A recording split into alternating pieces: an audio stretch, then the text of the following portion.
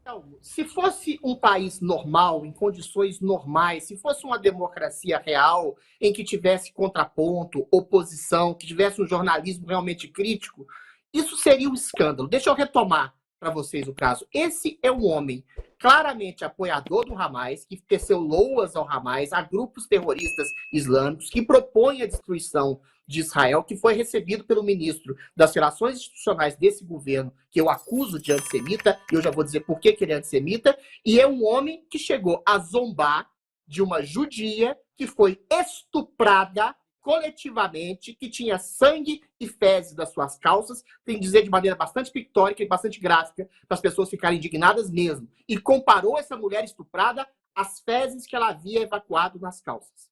É um monstro. Esse monstro é recebido e tem voz ativa no Ministério dos Direitos Humanos. Que tipo de Ministério de Humanos recebe uma figura abjeta e asquerosa que, para mim, devia estar na cadeia por uma declaração antissemita e porca como essa?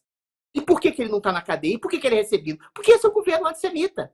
Vamos colocar os pingos nos is aqui. Esse é um governo que recusou chamar de terrorista o movimento do Hamas, o movimento terrorista do Hamas, que invadiu Israel, estuprou mulheres, degolou crianças, assou crianças, matou pais na frente dos filhos, filhos na frente dos pais, ainda tem sequestrados que são torturados até hoje.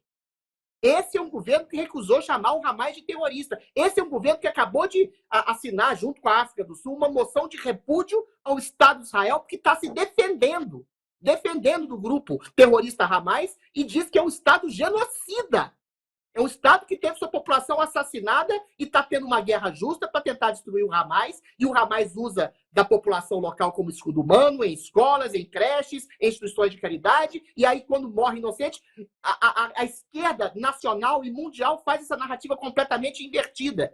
E aí você tem influenciadores ligados ao lulopetismo, como o Breno Altman, que chama os judeus de ratos. Você tem a Luciana Genro, que é ligada ao PSOL, ligada à esquerda, que fala que é tudo fake news, que crianças não foram mortas. Você tem um arcabouço, um cenário de coisas que permite que a gente diga que esse é um governo que promove ódio a judeus. E, por fim, a gente teve uma eminência parda do lulopetismo, o ex-mensaleiro, condenado por corrupção, José Genuíno, proclamando em alto e bom som para boicotar empresas de judeus, para perseguir judeus. Meu Deus, uma coisa que remonta a uma prática nazista dos anos 30.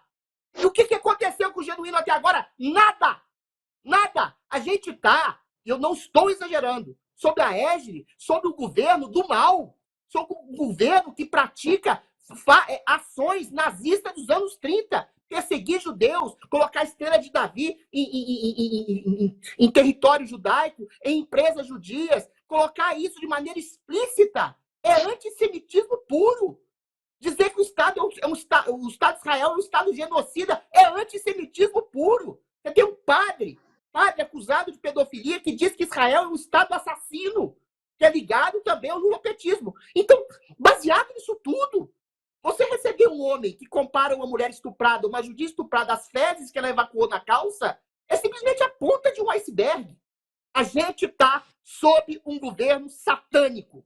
A gente está sob um governo que pratica uma espécie de nazipetismo. É isso que a gente está. A gente está no pior momento da história da República Brasileira sob um governo, eu vou dizer o nome, nazipetista e antissemita. Bom, é aterrador. É aterrador a clara perseguição que está acontecendo aqui. Os bolsonaristas não têm direito de expressar suas opiniões, eles não podem sequer fazer uma manifestação pacífica, que eles são acusados de terroristas. Terroristas por estarem com uma Bíblia na mão, terroristas por estarem fazendo uma manifestação pacífica com as bandeiras do próprio país, terroristas. Todos desarmados, todos fazendo uma manifestação dentro do direito constitucional de se manifestar. Agora, quando você tem um grupo como Hamas, assassinos, estupradores, sequestradores, que colocam bombas em alvos civis, aí é permitido apoiar. Como o Adriles bem falou, a esquerda manifesta claro apoio ao grupo terrorista Hamas. Isso, num país sério, daria sérios problemas. Essas pessoas deveriam ser, no mínimo, enquadradas como suspeitos, porque, para mim, quem apoia terrorista, além de estar fazendo uma incitação, ainda por cima deveria ser suspeito de ter alguma coisa, alguma ligação com esse grupo, porque qual é o interesse em apoiar um grupo como o Hamas? Então, para mim, deveria ser no mínimo investigado de ligação com um bicho desses. Mas não, eles saem completamente impunes. Eu estava até com o Pavanato numa manifestação ali que teve na prefeitura, no viaduto do Chá, tinha um bando de feministas lá defendendo o aborto, e eu e o Pavanato fomos lá documentar a hipocrisia das feministas. Elas se diziam defensoras das mulheres, sendo que, na verdade, elas defendem que mulheres em estágio fetal sejam destruídas, né? E aí, ao mesmo tempo, elas começaram a fazer gritos contra o povo israelense a favor do Hamas. Então, que defensoras de mulheres são essas? Que apoiam um grupo que estuprou, violentou de forma covarde mulheres inocentes, desarmadas, civis ou militares, que seja, não interessa. O estupro é a coisa mais injustificável que eu consigo pensar aqui. E elas estão lá, ai, palminhas pro Hamas. O outro, que não é padre coisa nenhuma, esse tal de Júlio Lancelotti aí, é um herege comunista, tá lá, pregando amor e defendendo um grupo terrorista. E, finalmente, temos o Zé Genuíno, querendo boicotar a empresa. É interessante, né? Porque quando os bolsonaristas pediram o boicote de empresas que estavam financiando a campanha do 9 Dedos, aí a esquerda xingou os bolsonaristas, falou que aquilo era indevido. Mas o sujeito genuíno, ele pode pedir um boicote de empresa porque o dono é judeu? Ele pode pedir um descalabro desse e não acontece nada. Então, pois é. Então nós chegamos numa situação aqui de total aberração jurídica no país, porque claramente existe uma omissão quando a esquerda comete um crime. E claramente existe uma perseguição política contra a direita. Isso é um caso a ser levado aos quatro cantos. Não é possível que se continue assim. E o mais engraçado é que esse mesmo Genuíno, ele xinga os israelenses que estão se defendendo contra os terroristas de covardes. Só que, Genuíno, nós todos sabemos quem delatou os próprios companheiros no primeiro tapinha na cara que levou, tá? É importante isso que o Cogos disse, Anselmo, fazer uma diferenciação, porque eu acho legítimo você boicotar qualquer empresa, qualquer marca que você achar deletéria, ou que esteja promovendo uma ideologia, ou que esteja promovendo um tipo de coisa que vá contra os seus princípios. Outra coisa é você querer boicotar uma empresa pela questão étnica do seu dono.